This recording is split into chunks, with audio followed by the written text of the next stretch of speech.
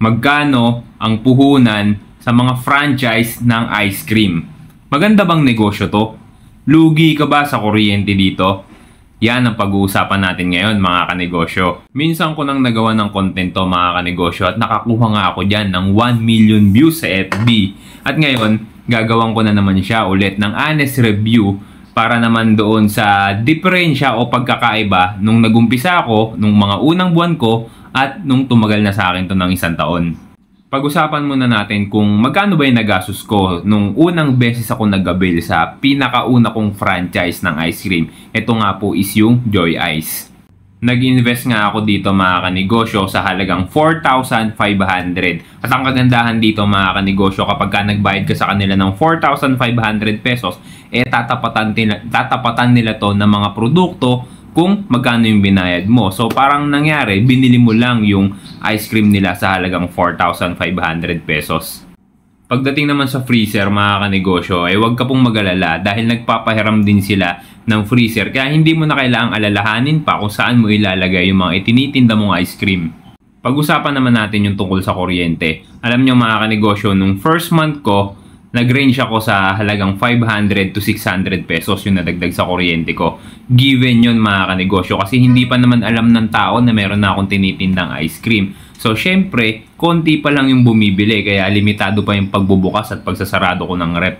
Pero pagpalo nga ng pangalawang buwan ng aking ice cream sa aking tindahan, nakilala na nga po ito ng tao at mayat-maya na silang bumibili ng ice cream sa akin. So, ibig sabihin, mayat-maya na rin ang bukas at sarado ko ng pinto ng aking freezer. Kaya, in-expect ko na rin na madadagdagan talaga yung konsumo ng kuryente ko hanggang 1,000 piso. Eto na, mga kanegosyo. Pagdating ng bagong bill ko, nagkagulatan na nga lang kami dahil ang bill ko lang po ang dumagdag sa kuryente ko ay tumataginting na 1,500 pesos. What? Ang sakit sa ulo mga kanegosyo. Medyo nanlumo nga ako doon mga kanegosyo dahil pakiramdam ko parang hindi sulit yung kinita ko sa ice cream dahil napunta lang siya para pambayad ko ng kuryente ko dahil ang taas nga po ng konsumo ng kuryente. Ang laki ng kuryente yung dumagdag sa bill ko.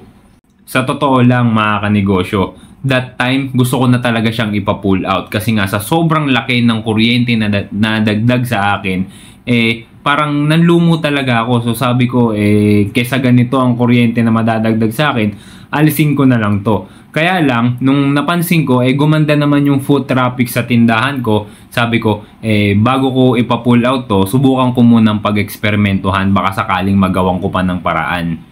Simula noon mga kanegosyo, binago ko na ang bawat presyo ng ice cream ko. So nagdagdag ako ng ilang mga piso sa bawat ice cream na tinitinda ko at hindi ko na sinunod yung kanilang SRP.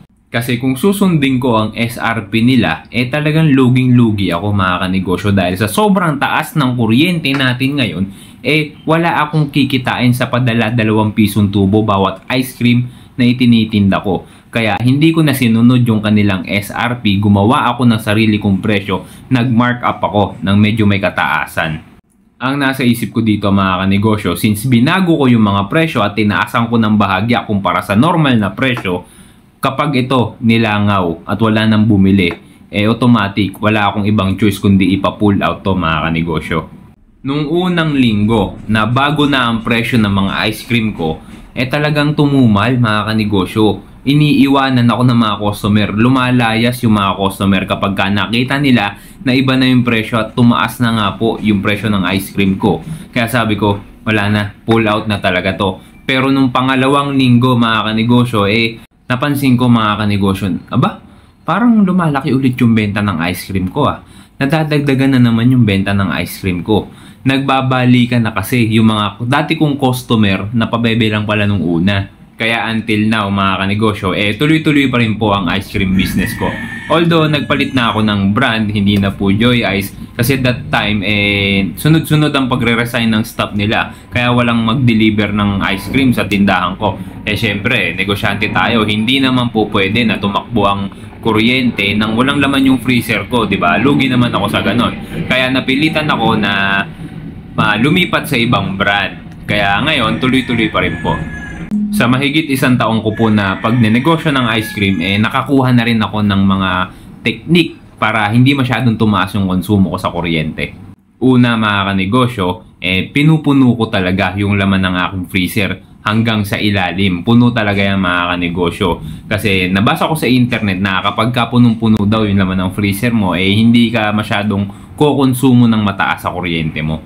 Pangalawa mga kanegosyo, wag po kayong gagawa ng yelo pagkatapos doon nyo papatigasin sa freezer. Dahil kapag ganyan ang ginawa ninyo, tataas ang temperature ng freezer ninyo. Kasi hahabulin ng compressor yung kinakailangan lamig para patigasin yung yelo na ginawa ninyo.